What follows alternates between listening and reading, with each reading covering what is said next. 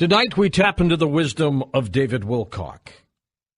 His website, divinecosmos.com. If you have not gone to that website yet, he's probably got to be one of the greatest thinkers of our time. Some call him the reincarnated Edgar Cayce. Well, I'll let you decide that. But we're going to talk with him about the cosmos next on Coast to Coast AM. David Wilcock is an author, lecturer, researcher, star of his own television program with the Gaia Television Network. He is a subject of an authored international bestseller, The Reincarnation of Edgar Cayce. His work gives definitive support to the idea that change in matter, energy, consciousness now occurring on the earth. And I get so many emails when David's on from people who are simply spellbound by some of the things that he says. And I will also publicly admit that years ago I stiffed David on lunch, and I still have not paid for the lunch. David, welcome back. Well, thank you, George. I have the distinct radio advantage of being in the voice of a half an octave lower than usual, thanks to recovering from a virus. So, oh my gosh, you actually the baritone we need here. You sound pretty good. Well, thank you. I mean, my God, you sound like a cross between Lauren Bacall and some other radio person. Well, good. How have you been besides the virus? I'm seeing some very positive changes in the world that are finally starting to pay off. Things that various insiders have been telling me that I've been leaking on my website for years.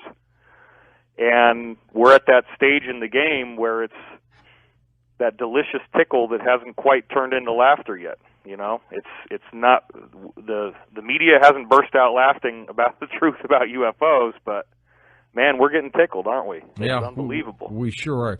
Hey, David, I want to talk just a little bit about Edgar Cayce because it somehow ties into some of the things we're going to talk about tonight. Well, when that book came out, of course, The Reincarnation of Edgar Cayce, and the pictures of Edgar Cayce, a younger version, and you were almost identical. I mean, it was amazing. If I remember, Cayce was wearing like a little top hat or something like that. That's right. But you had the same profile, the same nose shape, everything. Do you think you might be the reincarnated Edgar Cayce? Absolutely. Absolutely. I think that when someone has as much of an impact as he did, their soul becomes like a template that could affect multiple future incarnations. So I want to make that clear. I think that any number of people could have soul attributes that are connected to historical figures. This is why we hear so many people, when people think that they've become a reincarnation and they have a spiritual awakening, they don't say, yeah, I was a peasant named Miroslav in Russia in the 16th century. You know? That's right. I was Cleopatra. I was Mark Antony. I was something like that. So true. So true. So I feel like what has happened is I've been handed an opportunity because there is a stunning facial resemblance, and we have the work of Dr. Ian Stevenson, who's actually done the legwork mostly in the Middle East, where they have over 2,000 cases of people who remember being someone else, and they have very specific data that they recall, which Stevenson would then go and find out if it was true. And in all of the authentic cases, you have a stunning facial similarity, which, of course, throws everything that we know about biology and heredity up in the air. Mm-hmm. Because how the heck do you get faces looking alike when you're born with completely different parents? Good point. So facial morphology has to have something to do with the soul and not just the Mendelian genetics of how your two parents mix together. Unless this is incredible probability that Edgar Cayce's parents looked like your parents. Well, I did apparently have, I had the same father. You know, that is a very interesting fact, which we also documented on my website. Edgar Cayce's father was called the Squire. That was the name he used. And my father would only shop at the Squire shop for men's clothing. Whoa, whoa, whoa. Might your father have been the reincarnated Edgar Cayce father? Exactly. Wow. And remember, too, that there is a science behind reincarnation. And I know that a lot of your listeners are identifying themselves as Christian. And one of the most important things that Casey was teaching was a sort of corrected version of Christianity, corrected in terms of what his higher guidance was saying. Those who don't know who Casey is should bear in mind that there's over 14,000 documented cases of him having nothing but someone's name and address and a time that this reading would happen, and he would loosen up his collar and his cuffs and go into a deep meditative state of trance in which he was unresponsive to physical pain. There were doctors sticking needles under his fingernails, and he didn't wake up. And he would speak with omniscient intelligence, including the ability to give a precise medical diagnosis with no information whatsoever about the patient, other than their location. And what we find out is that Christianity has been bastardized by essentially the Roman government, Sure. which turned it into a tool for the manipulation of the masses and eliminated anything that would threaten this idea of either pay your taxes or you're going to burn in hell for all eternity. Well, if you restore, see, when Emperor Constantine used his power to create the New Testament and the Bible, he just simply tossed out anything he didn't like that was going to get in the way of creating this totalitarian government. And one of the things he tossed out was reincarnation, but he didn't get everything. They weren't specific, they weren't thorough enough. And so there are certain clues, and again, it's going to make me sound like a Bible thumper, so I apologize, but one of the ones that all of these books about Jesus say that you got to clue into, and you'll see it in the Bible when it jumps out at you, you're like, oh my God. It said, somebody asks Jesus, who has sinned, this man or his parents, that he was born blind? Now, wait a minute. Okay, I get the parents thing. Mm-hmm. Did his parents sin, and then there was some penitence that this guy had to be born blind? But this man, how did this man sin as a baby if he was born blind? Right. Right? So that's one of the ones that they missed. But then you got to go back, and I do this in my book, The Synchronicity Key. There's a lot of data in there. I go back to one of the original founding fathers of Christianity who actually spoke to St. Clement of Alexandria, who was bosom buddies with St. Peter. Okay, so you got St. Peter, St. Clement, and then you got this guy named Origen.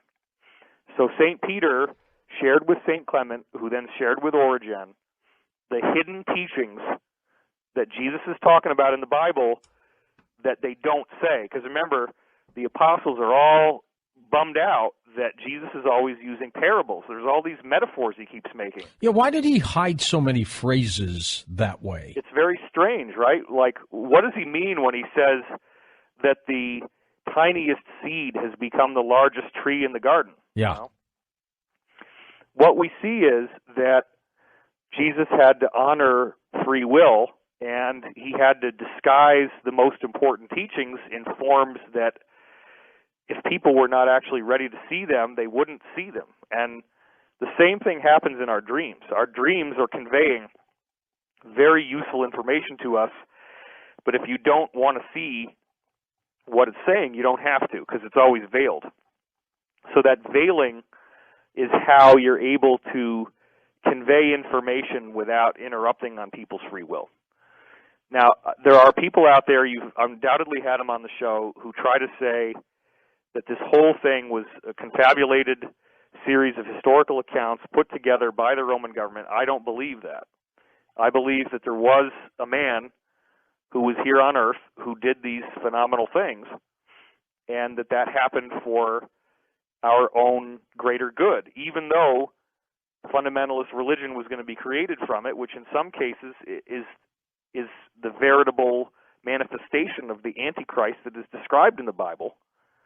You know, why does it say in the book of Revelations the Antichrist was wounded on the side and yet did live and was fashioned into an idol to be worshipped by all peoples and all nations of all tongues? Precisely. That sounds an awful lot like something we know. And in fact, there's a whole bunch of scholars who have said the only logical answer to who the Antichrist in the Bible is would be the Christianized, government-sanctioned Jesus, which is not what the teaching was. So If Jesus is teaching reincarnation, which is what Origen was told, by the way, that the biggest secret teaching of Jesus is reincarnation. If that's true, then that means that no matter how badly you screw up, you're going to get another chance. That's right. And then another chance, and another chance.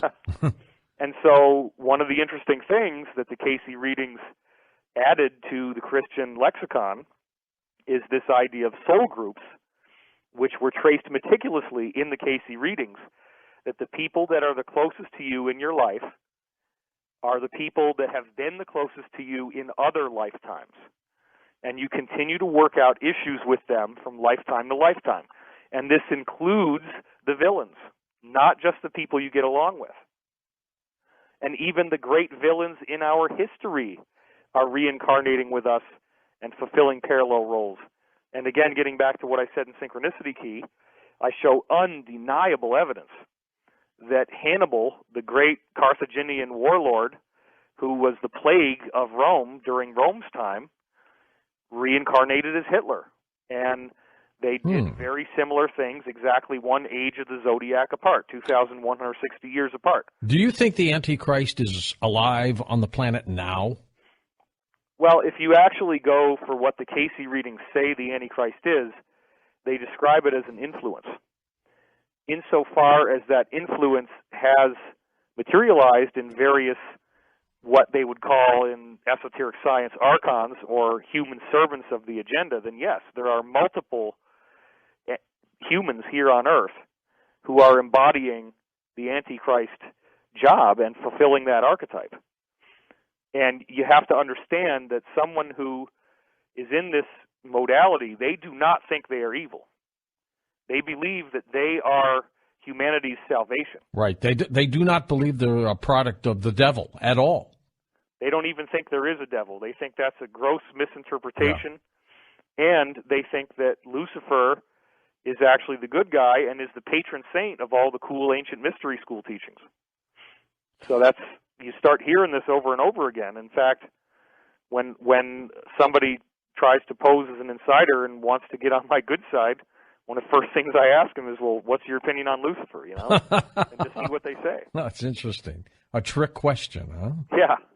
Well, with Casey, he did an incredible job with readings, health readings, recommendations, therapies, earth changes.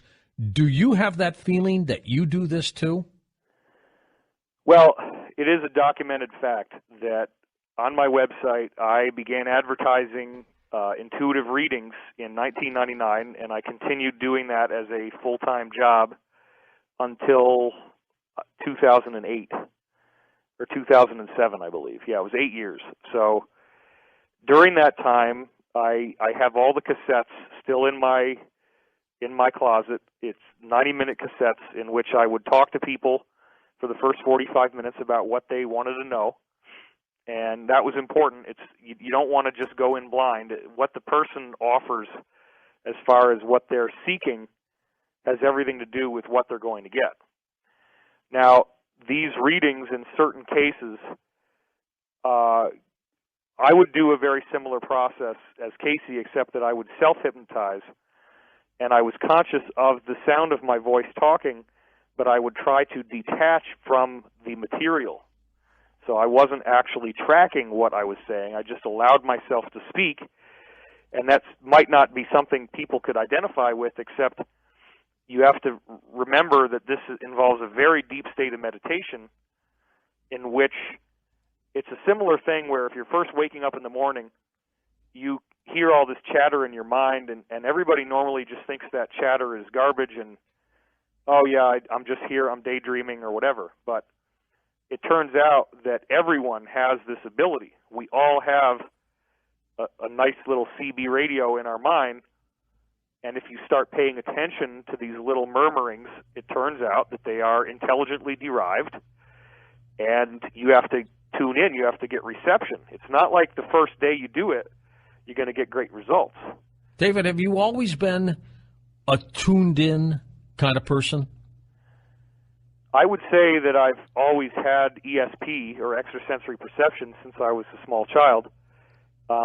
It still did take a lot of work I was fortunate enough to have the resource of Coast to Coast AM, and at the time it was Art Bell, and he was bringing people on who were remote viewers, and the absolutely stunning accuracy that these remote viewers could get, where they can work up to a point where they have 99% perfection in identifying the source of blind coordinates, where they are just given numbers and have no idea what it is, and then they start sketching what it is.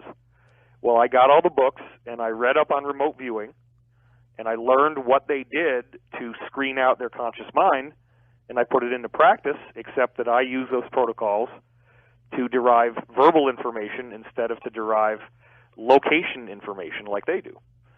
And so I used a very exacting scientific protocol, and I began to get information that was extremely accurate in predicting the future, and it happened so many times that it was totally astonishing, and a very wise source of guidance that identified itself as my soul.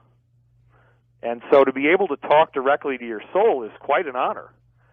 But as the saying goes, it also has great responsibility, and once you start doing this kind of work, you have to be extremely, extremely high integrity.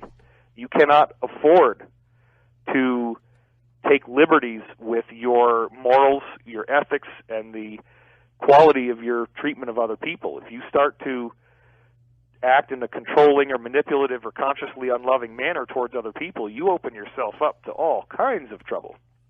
No mistakes. Well, you're allowed to make mistakes, but you pay for them, and you're going to pay a lot harder than most people would. Well, so I have to be extremely careful. There's probably some karmic reason why I'm sick right now. I don't really know what it is. It's not like I... You never get sick, David. Well, I used to get sick a lot, but I also wasn't exercising every day. Now I walk every day. And I don't really know what the karmic reason is. I know that I have wrestled with the fact that things in the world have not yet changed as much as I hoped they would, and that does cause me some frustration. Are you traveling a lot to Boulder? Yeah, I just got back from there, and that's pretty extensive. This whole illness started before I left, and so I had to do that whole trip, feeling like this. Oh boy. Oh, well, after the break, I want to ask you about ascension and tie that into things that are happening on this planet today.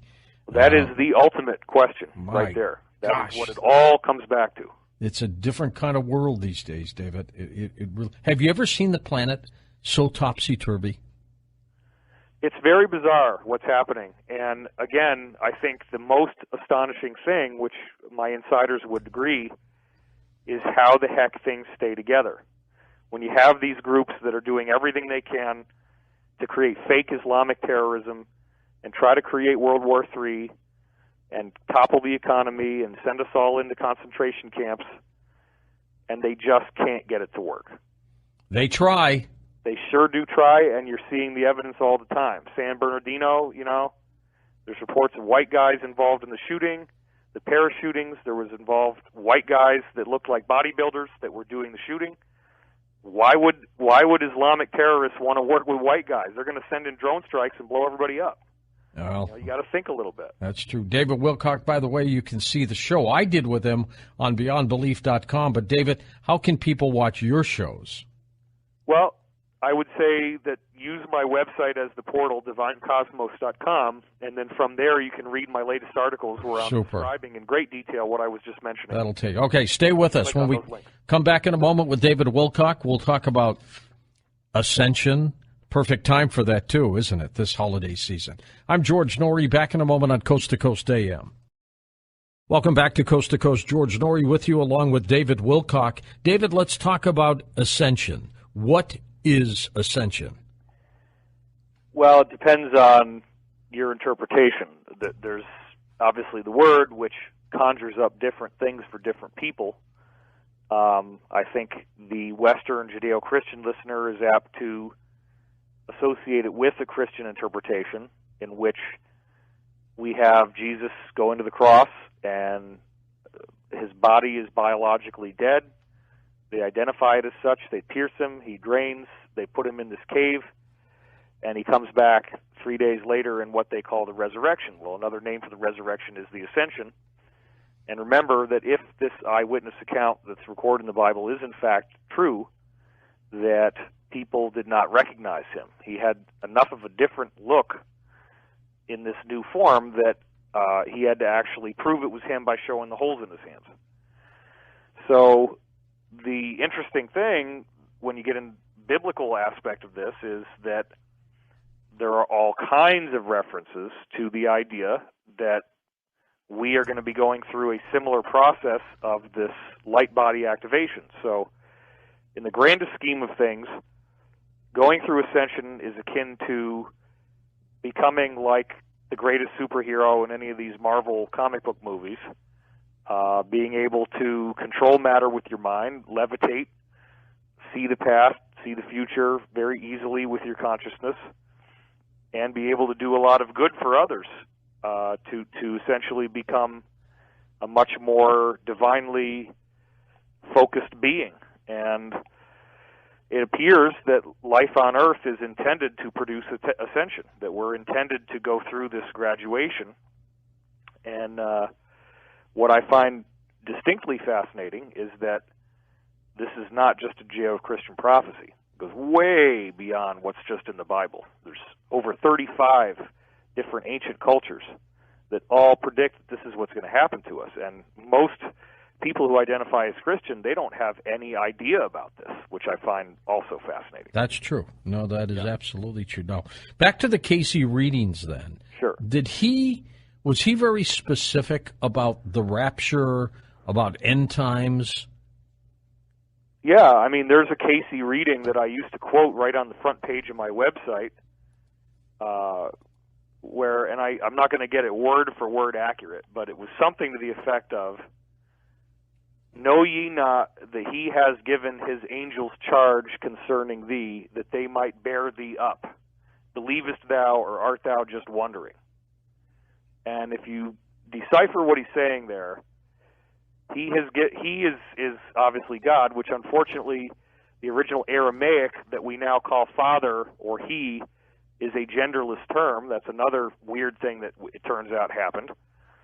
So people think, oh, it's patriarchal. No, the original wording was not. It was just changed that way. So this father, mother, God, Casey reading says they're going to bear you up, which is a direct reference to the scenario you see in the book of Revelation, where, and in fact, this was one of the things I used to really focus on in my earlier years on the web, Revelations 11:11, where it says that there's a 3.5 day period where the righteous on earth, and you can take that term to mean a bunch of things, are essentially greatly beaten down by their adversary, and then they rise up in some way, and this is where most people get this idea of the rapture. You know, it comes out of this one quote, and the idea being that angels appear and these people are born into the heavens is the wording that's used in Revelation. So, you know, the Casey readings say, basically, this is what you were told is going to happen. Do you believe it, or are you just going to wonder about it? And they're very strongly implying, yes, this is going to happen. Something like this is going to happen. But again, you can't get stuck in just thinking this is a Christian prophecy, because with that comes so much baggage, including people who are cartoon characters, because they're so fundamentalist that they think that anybody who doesn't believe exactly the way they do is going to burn in hell for all eternity. And a loving God is not going to sentence a bunch of people on an indigenous island that have never heard of Jesus to burn. It doesn't make any sense at all. The loving God wouldn't just kill people off at random if you weren't lucky enough to get Christian missionaries to come in and conquer your island. Do you believe that end times are near, that we might be in it now? Well, again, this term end times does have a lot of connotations and a lot of baggage associated with it. So if I can clarify that those baggage and those connotations do exist, then I would say yes. It is not, in fact, my interpretation of what is described as the tribulation in the book of Revelations is not something that we are waiting to see. It is very actively something that is happening right now. But what astonishes me is that the identical prophecies appear in the Mahabharata. They appear in Buddhist texts. They appear in ancient Native American prophecies over and over and over again. They appear in Mesoamerican prophecies. They appear in Celtic prophecies, Irish prophecies. They appear in Buddhism. They appear in Judaism. They appear in Islam. Wherever you go, everybody's telling us there's going to be a time of great suffering and pain on earth, which appears like it's the end of the road, but it actually is the false bottom of the bottomless pit that then blows us into this whole new reality. And it's all part of this activation of a global awakening that is triggered by a time of intense suffering that we're now going through. Can we change the future, in your opinion, David? That question is rigged, and the question implies that the future is negative. Would I rig it? Me? I wouldn't put it past you, buddy. I wouldn't put it past you. You're sitting there thinking about, how can I get this guy, especially now that he's sick. That's right. Beat him. Attack dog journalism. Beat him down, right? But can we alter the future? Of course. It's a very important point to clarify that there are great misinterpretations about these end-time prophecies. And one of the great misinterpretations is the idea of how bad do we have to suffer before something good happens. And there is a widespread misunderstanding which comes back, actually, now we got to go all the way back to Zoroastrian prophecy, because the Zoroastrian apocalypse has a lot to do with what then was the hand-me-down into things like Judaism, Christianity. And first of all, this whole idea of apocalypse is ultimately a teaching about humanity facing itself, facing the mirror. So what we see as we go through this is a reflection of ourselves. Now, you have to be more attuned to what these prophecies say to get that. This is not a scenario in which we're going to have tidal waves sweeping over the land, and you're going to watch yourself and say, well, this is it, I'm dying. This is not a situation in which you're going to be running around and gladly selling off your ounce coins of gold in exchange for a loaf of bread. There are protective, positive, angelic forces that are making sure that our planet does not descend into chaos. But where this gets bizarre, George, is that there are different timelines depending on the karma that you invite. And the word karma is a Hindu word. It's actually karman is the original Hindu word. But Jesus says the same thing, as you sow, so shall you reap. And again, I'm just honoring the fact that this audience is predominantly Judeo-Christian. So that's true. You can read it in Psalms, you can read it in Proverbs, it's all over the place. The point is, if certain folks on earth have created extraordinary acts of evil, which they definitely exist, and we can prove that easily, your guests do that night after night. If you've done enough of that kind of stuff, there is a timeline in which, in a sacred process, you will have the honor of suffering. You will have the honor of having all of the traumas that you've caused others come back to you, and that comes in the form of one timeline that is apocalyptic, where all of the prophecies that we've been reading about do appear to happen within your version of the illusion. But then there are other prophecies which affect everybody who is not that evil and everybody who is actually positive, in which the timeline appears to bifurcate, and it is actually an extraordinarily positive event that involves a shift in the whole nature of matter, energy, and consciousness. That's what makes this whole ascension scenario so interesting, is when we really get down into it, it's the question of, is it a gradual ascension or is it a spontaneous ascension? Or I could just keep talking, but I want to give you a chance. Is it both? I do think it's both. And I have some very weighty evidence in that direction, which we've discussed in other programs, to wit, look at the work of Dr. John Lorber, who is an Oxford University neuropsychiatrist, and is looking at people who have no brain inside their head. They've got hydroencephaly, which is water on the brain, and there's, about 15% of these cases, before they would put shunts in your brain to, shunt out the extra craniosacral fluid, the craniosacral fluid would build up inside the head. The head actually starts to look swollen, and you can literally shine a flashlight through these people's skin, and their head lights up red inside because there's no brain in there.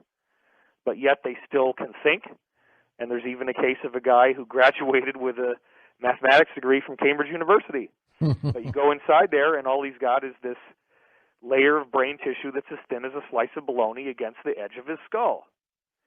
So if we already have people walking around right now, today, who can think and act, and they do not have a brain, as we would normally think of it, then that means we must have some energetic aspect of who we are. Another one that I want to toss in really quickly is Dr. John Hawkes, an anthropologist from the University of Wisconsin, who has studied human DNA and DNA-tested mummies and found that in the last 5,000 years, there's been a 7% evolution in our DNA molecule, an upgrade, a very decisive change that has changed the structure of our DNA so much that if you DNA test you or me today, George, and compare us to somebody from 5,000 years ago, our DNA is more different than that person from 5,000 years ago would be from a Neanderthal. So we've already evolved more in the last 5,000 years than we did going from Neanderthals to the way we looked in 3000 BC. And that's crazy. Well, that's crazy. Scientific data. That's not something I'm pulling out of my head. It's actual stuff that I've written about that you can go and read for yourself. You had said some time ago that you thought disclosure was imminent. I mean, you even thought that it would happen with Barack Obama flanked by some ETs. Whatever happened to that? Well, this gets into a whole other category of discussion, which is a battle that is raging between factions that consist of a large percentage of the American military intelligence apparatus, which is now opposed to the big banks. So we're getting into an area now where you're dealing with a war that offends people's normal sensibilities that we've all seen from, Monday Night Football. Yeah. Where, that's one team and that's the other team. And so we're taught a particular country is a particular team. Oh, China is bad. The British are bad because, look, they got this divine right of kings, and that's where the City of London bankers are. And, America is bad. The CIA is bad. The NSA is bad. Everything's bad. And you can't look at it that way. There is an insurgency that is very, very powerful. And that insurgency made its way into some of the most successful movies of the last few years. Iron Man 3 is a movie about ISIS.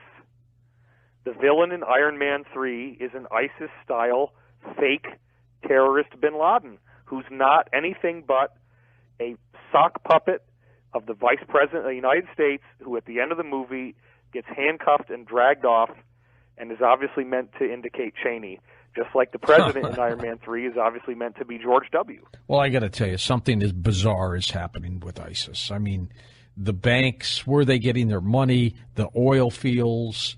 I mean, the whole thing, it just doesn't sound right to me. Well, I quoted extensively in my last article, Disclosure Showdown, from an insider named Elliot Stern, who worked at HSBC Bank and personally witnessed hundreds of billions of dollars being transferred directly into the hands of multiple terrorist groups all over the planet. They should be shut down for that.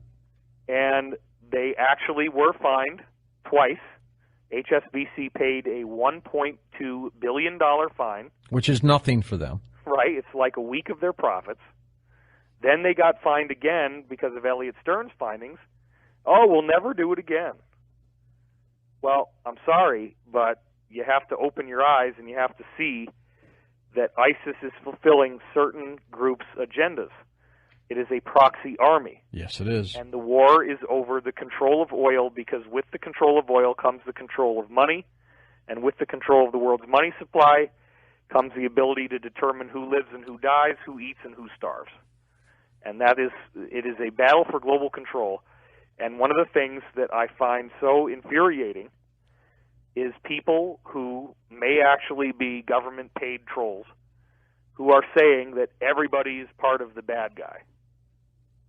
That is not true. I mean, all you have to do is look at Syria, where we're supporting ISIS to get out Assad, but we're not supporting ISIS outside of Syria. It doesn't make any sense. It's very bizarre that a staunch U.S. ally in NATO, Turkey, would shoot down Russian warplanes that were eliminating the ISIS threat right after ISIS had blown up over 100 people's lives in Paris with machine gun exactly. Fire. And as we remember a year ago, the snake column of trucks and Humvees belonging to ISIS, with them all waving, not one Apache helicopter, not one fighter jet took them out. You would think our satellites would have spotted that instantly. And we have leaked memos from the State Department that said, oh, we can't prove they're ISIS and we don't want to create collateral damage. No, they're only holding the flag and everything else. David, we're going to take phone calls with you in our final hour. What a fast night. David Wilcock with us. His website, divinecosmos.com, linked up at coasttocoastam.com. Are there people living in the inner earth? We've heard talk, remember Admiral Byrd's incredible journey into the center. Let's check in with David on that in a moment on Coast to Coast AM. Welcome back. David Wilcock with us, and your calls here this final hour. David, Corey Good, of course, the whistleblower, recently revealed some information about people living in the inner earth. Tell me more about that and what role this might be. Well, it's a fascinating new subject. Sure is. It appears that, and I had heard this from other insiders going back a number of years, that our planet, and in fact all watery planets, are designed intelligently. There is a divine creator out there that makes the universe. And you know, of course, George, that NASA has now publicly stated that 22% of all sun-like stars appear to have Earth-like watery planets around them. That's right. That's amazing, isn't it? Yeah. Now, imagine what happens if in the course of a planet's formation that you get these hollow cavities that form below the surface of the crust, which then have their own biome that is alive, that includes all these weird white creatures and weird white plants that kind of look like mushrooms. And there also apparently is a natural bacteria that forms in there, these thick mats that give off light, so they're photoluminescent bacteria. And what this means is that you can actually live inside caverns in the earth that have visible light, although it's a lot dimmer than the surface. And one of the things that does is it makes your eyes get a lot larger as you adapt to low light conditions. And humans like us, if we live down there long enough, we're going to start looking more like extraterrestrials. It appears that these cavities are used so that more advanced civilizations have a place they can live while they're managing what takes place on the surface, and they have a safe place to go where they will never be spotted, because the rest of us normally are never allowed to go down there. Well, there's been a lot of speculation about this, and there was a very, very noteworthy event in UFO history going back to the 1940s, before the Roswell crash, with the publication of a series of articles in Fate magazine about something called the Shaver Mysteries, regarding a man who claims to have gone into the inner earth and met various good guys that were warring with various bad guys, all of whom live inside the earth. So there's other stories that mirror this as well, and we didn't really have any solid proof, and we still really don't, except that there are insiders who have said that our U.S. government and other governments have been digging underground bases, and they'll have these tunnel boring machines, and sometimes they break through into some place that they're not supposed to go, and there's already people there that say, GTFO. They don't want you there. Turn around and go away right now.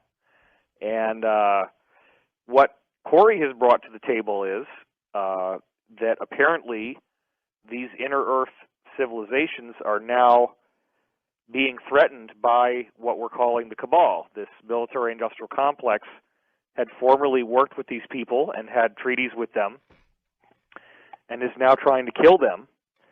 And as a result, there's 7 different groups of civilizations that would represent groups like people from Atlantis that had technological societies and fled, or some of them fled to the inner Earth when the surface of the Earth was going to go through a catastrophe. So these are Earthlings? Yes. Okay. They're previous civilizations of folks on Earth. Like there's one group that has blue skin. Those are the people that you read about in the Hindu religious texts like the Vedas and the Mahabharata. They're still around, they're just living inside the Earth now. They're the people that had the Vimana, the craft that fly with no sound, and all that stuff. Right.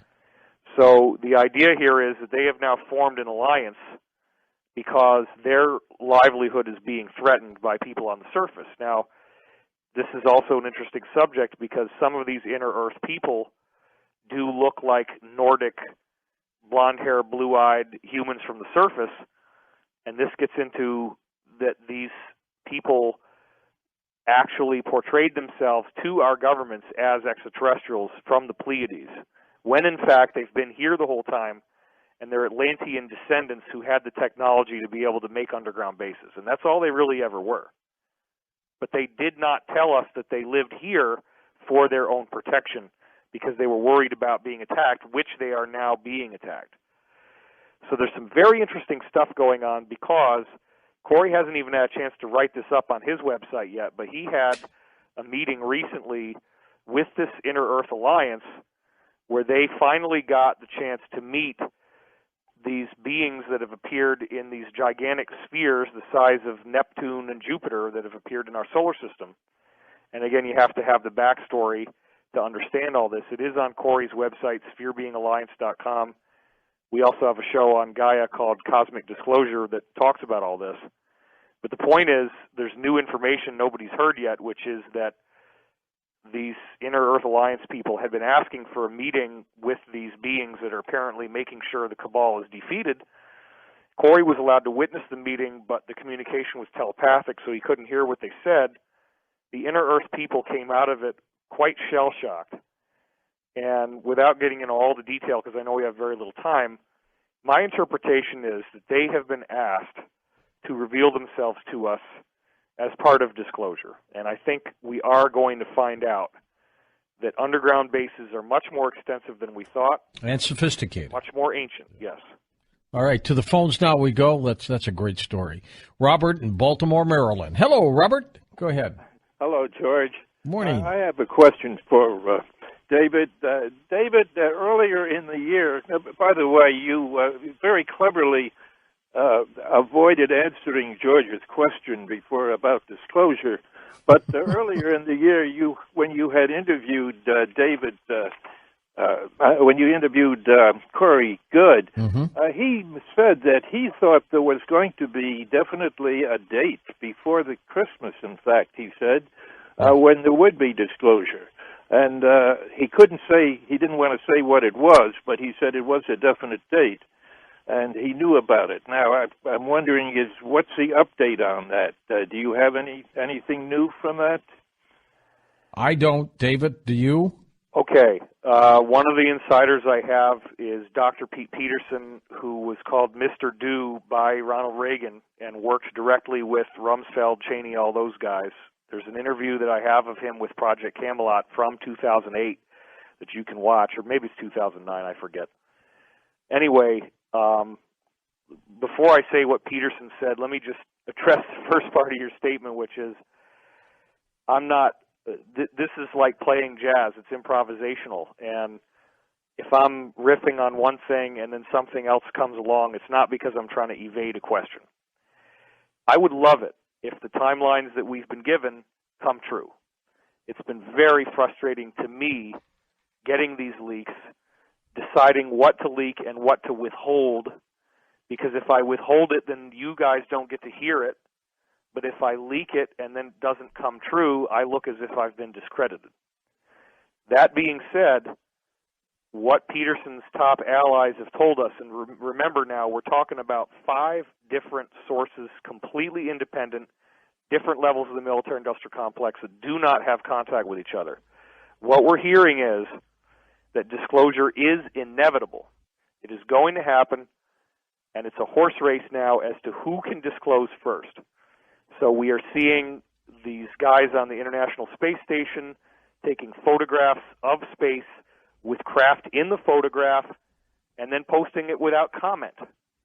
We're seeing Pepsi Cola come out with this very bizarre commercial where they talk about a known element of UFO lore, the Black Knight satellite, and say this is real. And they have this sort of come to Jesus moment on the planet where the ETs are going to save us. And I actually just got a text from Corey right now on Skype. He's saying that he did not say that disclosure was going to happen. Let me clarify what did happen. Corey had a meeting with people calling themselves a committee of 200, suggesting that 100 of them are no longer working in that cabal.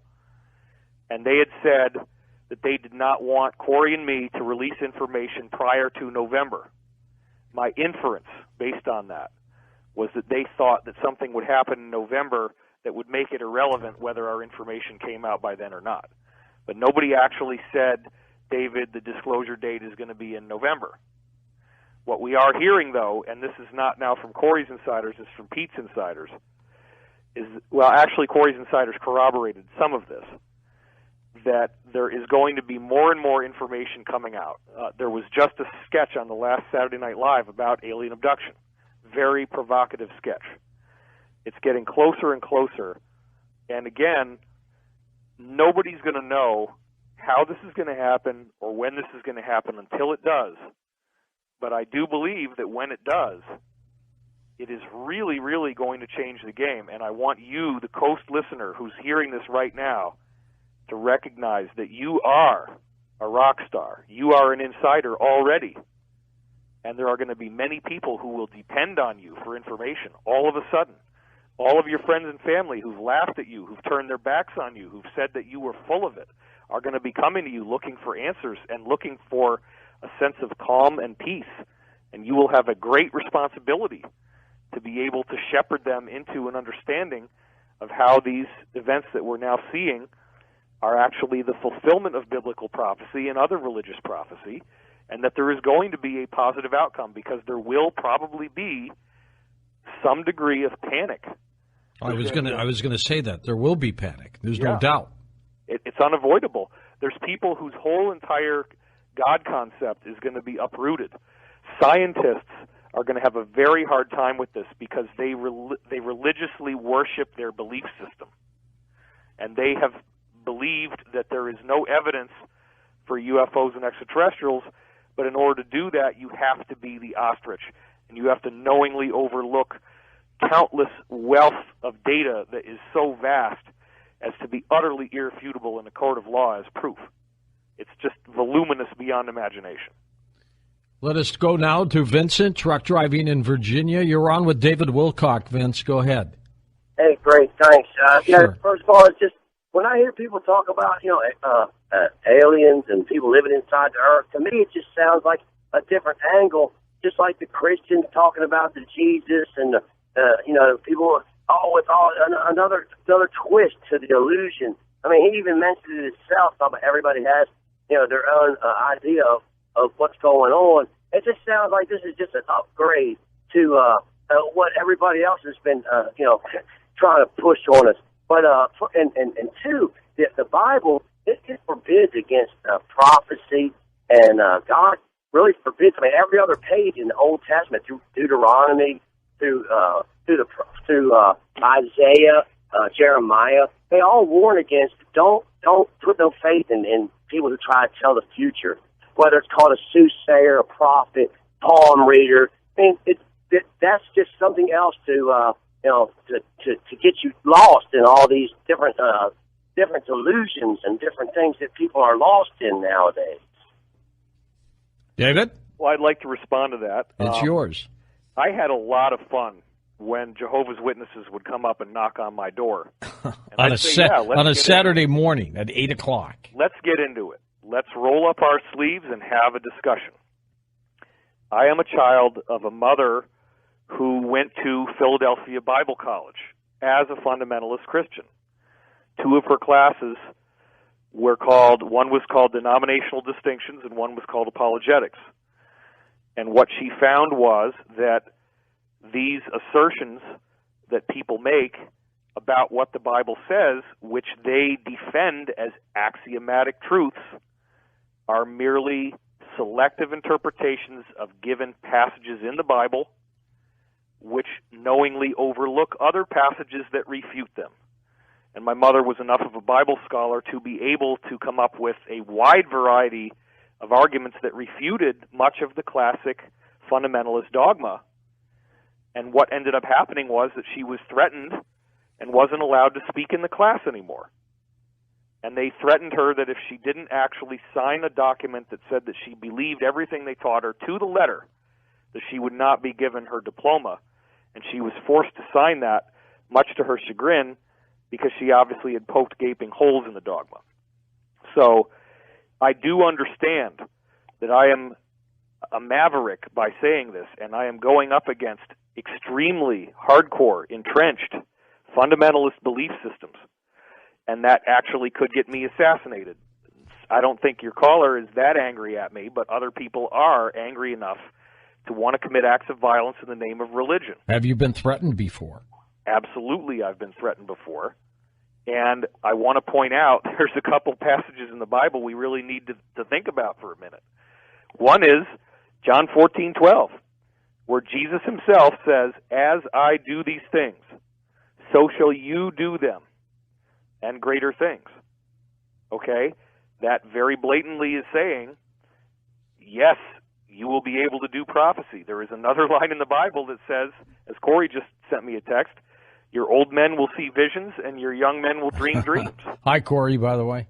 Yeah, I mean, we got the whole crew here. So, look, I am not in any way trying to alter someone's belief system. If you are a born-again Christian and you're happy in your faith, what I would encourage you to do is to put the message of Christ into practice in your life.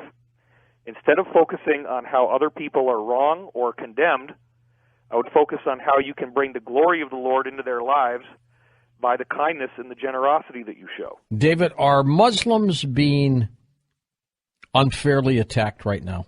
Absolutely. I mean, I went through Arab countries on my own, and I went to Egypt, which, as we saw in some of the revolutions that took place there, it's not necessarily that safe. I went off the beaten path. I walked around in the non-tourist parts of Egypt.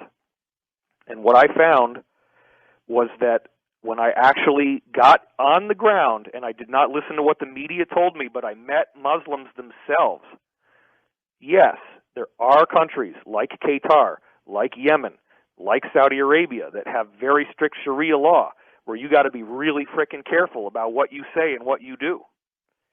But the vast majority of practicing Muslims in this world are moderates who are not violent. It's the same thing. You have a small group of religious fundamentalists, very vocal, who are extremely violent and very intensely dedicated to their fundamentalist belief system, which isn't even what's in the Quran as much as what's in these other books that are sort of apocrypha to the Quran, like the Hadith, which actually have a much more violent interpretation. The Quran itself... What do they want, David? Do they really want everyone to convert?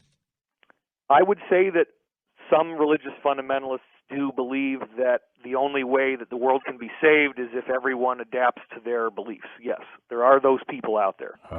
I do think there are people who are violent and who feel that those who do not believe the way they do should be killed. But I also would encourage people to look at the fact that there is a cabal in the world that has their own fundamentalist religion, which happens to be Luciferianism. And I think we really need to stop arguing with each other about interpretations of the Bible or, well, you shouldn't be dreaming or having prophecies. And let's look at the fact that we all have a common enemy. And I am not interested in seeing people getting killed. I want to see people live and thrive. We're going to come back with final phone calls with David Wilcock in a moment on Coast to Coast AM. Well, in the waning weeks ahead, of course, we've got the charity CD, the Holiday Magic Coast-style CD, so there's not a lot of time left.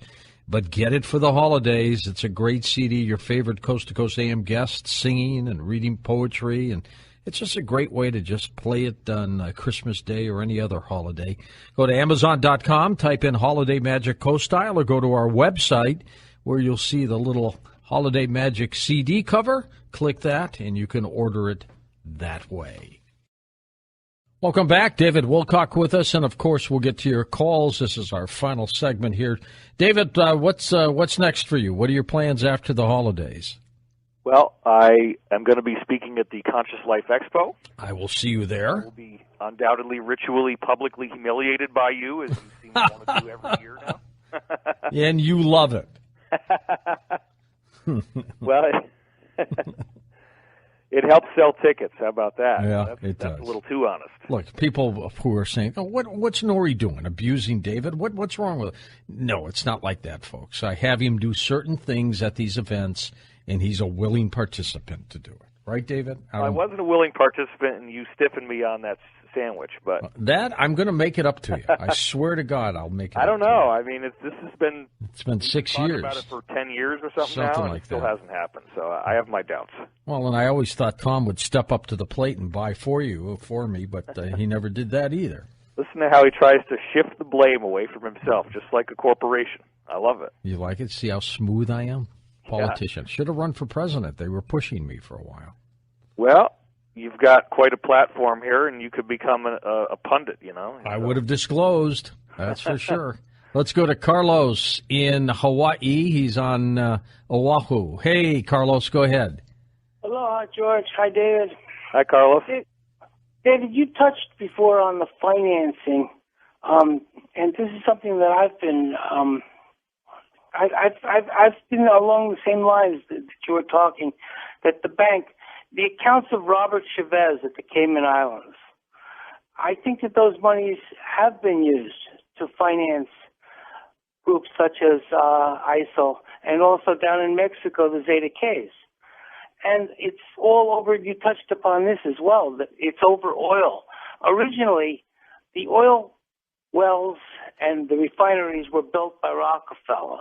And the original deal was that the countries, I think, received 15%, and Rockefeller controlled 85%. But he was buying and building the rigs. He was building the refineries, the ships to transport, pipelines. And at the time when Rockefeller first sold gasoline, he was selling it for a penny a gallon.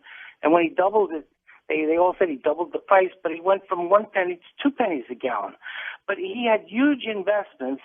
And then in recent years, there was the third generation Rockefeller heir, principal heir to the Rockefeller fortunes, renegotiated, made a deal with the countries to change the distribution and come off of the 85%, 15%. Let me leak a sensational piece of information here, all right, which go ahead. People don't already know, and that is there is a provision, first of all, post-World War II, in which Japan, for the atrocities that they committed because they were on Hitler's side and they bombed America, they are paying extraordinary war reparations still to this day. Still.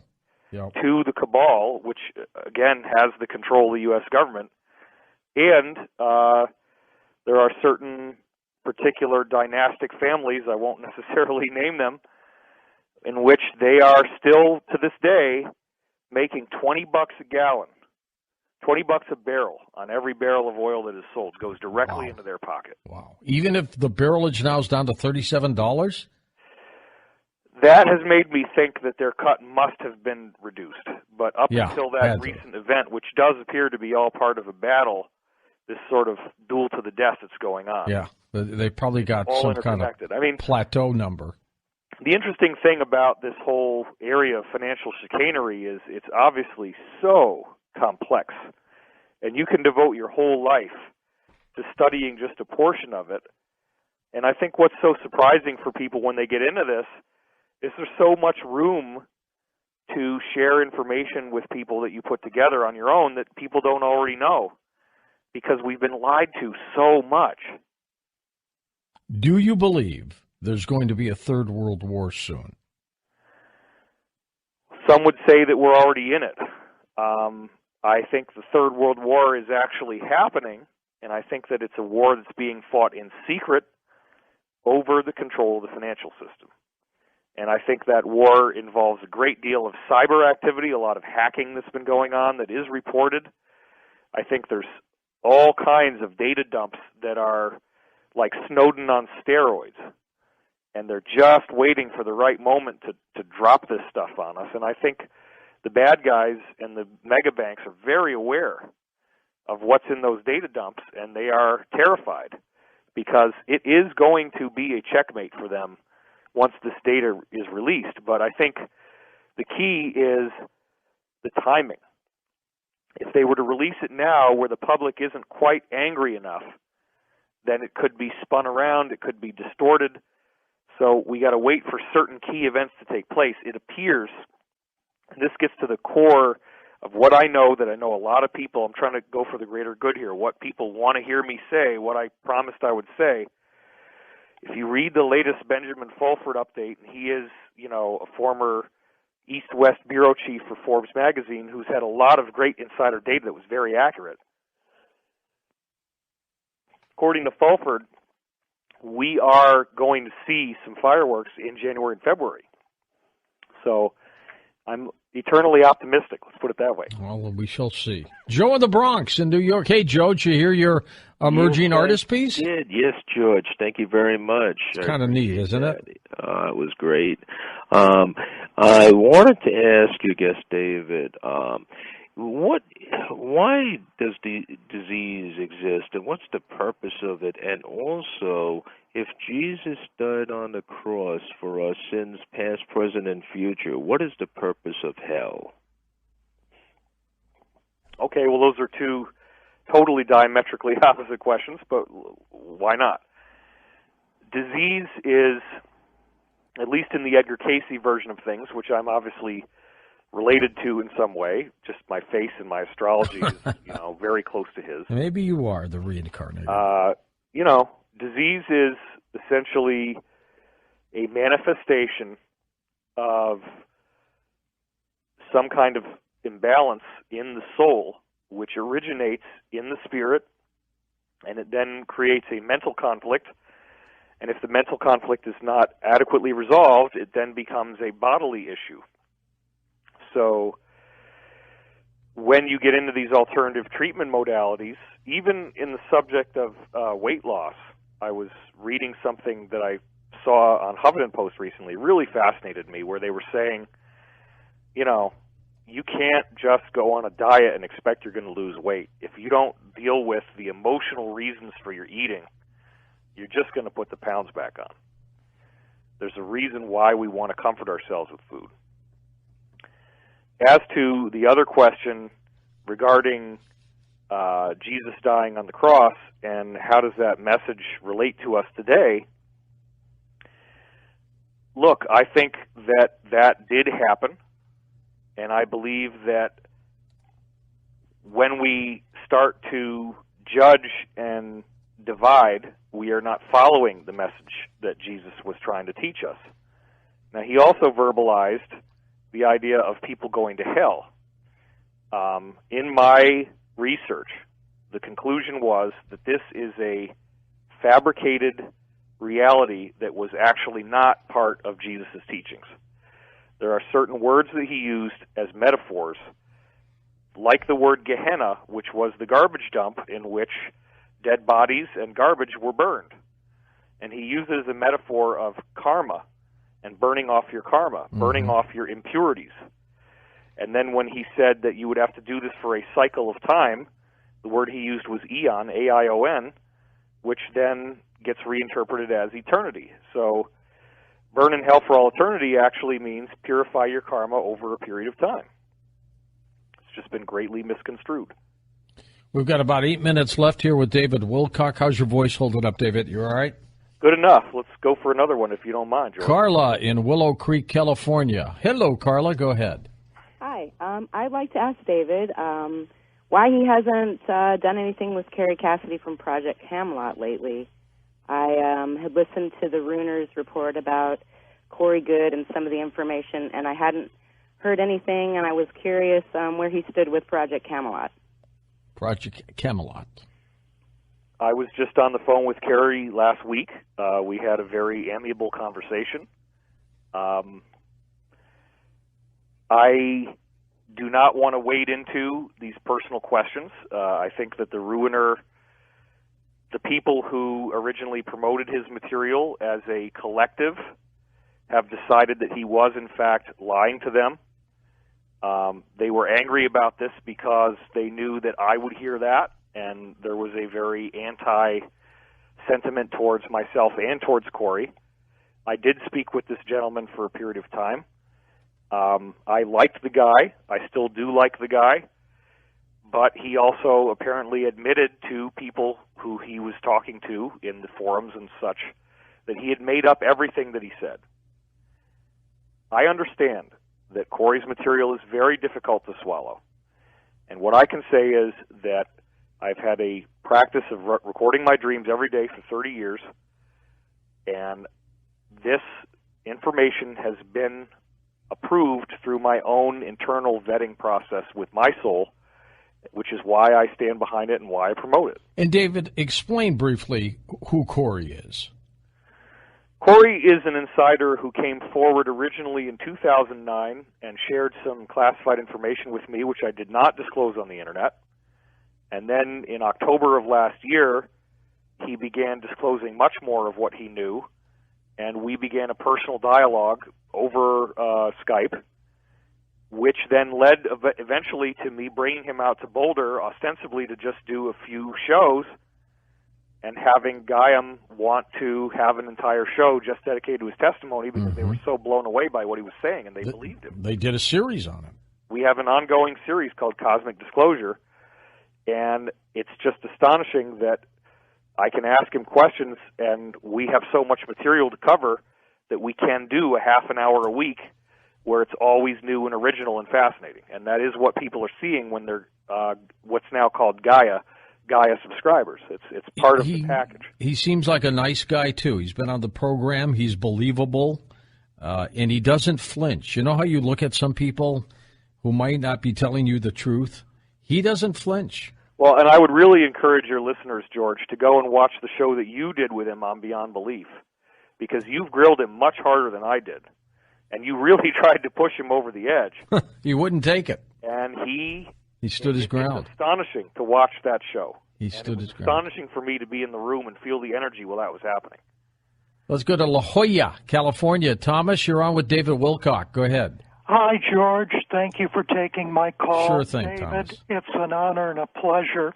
This is a non-religious question, and it concerns angels. Edgar Cayce, in his writings, stated that his mission started with an encounter with an angel. That's correct. And you know, angels are non-denominational. They're in all traditions, whether it's Tibetan Buddhism, Islam, Christianity, Judaism, native cultures around the world, etc. And so my question, again, non-religious, what role do angels play in the Edgar Cayce, David Wilcock's cosmology in the upliftment of mankind? I believe that karma, the law of cause and effect, ultimately is very heavily staffed. That synchronicity, dreams, intuitive prompts, being at the right place at the right time, happy accidents, coincidence, whatever you want to call it, is not just in a passive universal law, that there are divine beings who are very actively monitoring us. They love us beyond imagination, and they are steering us towards the experiences and the people and the knowledge that we need to evolve spiritually. And they ultimately are concerned with how forgiving we are, how accepting of others we are, how loving we are. That is the core of their message. It is non-denominational. And I would highly recommend, if there is any truth to this ascension scenario, that we would all be well advised to try to practice that more and more in our own daily lives. Time for a couple more questions with David, and then the clock is going to get us. Let's go to Lori in British Columbia, Canada now. Lori, thank you. Go ahead. Hi. Hi there. This is a really awesome show, you guys. Thank you. David, I wanted to ask you, you're saying that you really believe you're reincarnated from Edgar Casey? Yes, he does. Absolutely. He does. I can't remember when. It was like 10 years ago or more.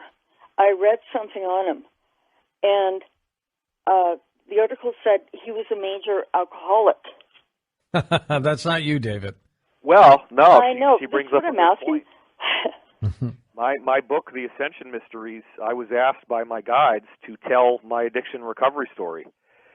There are so many parallels of what Casey went through and what I've had to go through. And I have really had to go through and perfect all of the mistakes that were made in that lifetime. And I can also tell you that all of the most significant people in my life have been major reincarnations from his story. And I'm not disclosing all of them because these are people I still live with and I still interact with every day. So the reincarnation is something that I am very aware of all the time. And my goal is to, try to do what I did before as a new person with a new mission that is very different, where it's not about giving readings and it's not about being unconscious. It's about being part of this volunteer effort that everybody is doing who wants the truth and who loves freedom and doesn't want to see our lives being wasted by those who believe that billions of people need to be killed in order to save the planet. And time will tell, David. Time will tell if we pull out of this or not. I'm hopeful. What do you think? Well, I think that the end is actually predetermined in terms of it's a guarantee that there is a bifurcation of timelines where if you are on the negative timeline, you will see Armageddon. You will see pole shift. If you're on the positive timeline, you will see ascension. This is how the universe is designed. This is what happens on every planet. We're only allowed to be given a certain amount of information on this because the mystery is essential. If we were told that this was going to happen, then we wouldn't learn and grow. A very important part of the spiritual process is being shrouded in doubt and then having to exercise faith and will in order to decide what we choose to believe. Because if the answers were handed to us, if angels just appeared out of the sky, we would just automatically want to obey them. But by not really knowing and having to do our own investigation, we are inspired to make the changes that are really necessary, and this is why extraterrestrials do not engage cultures like ours until we're ready for it, because it would spoil us, and we don't get the chance to learn this for ourselves. David, my friend, be well. Have a great Christmas if I don't talk to you before that. David Wilcock.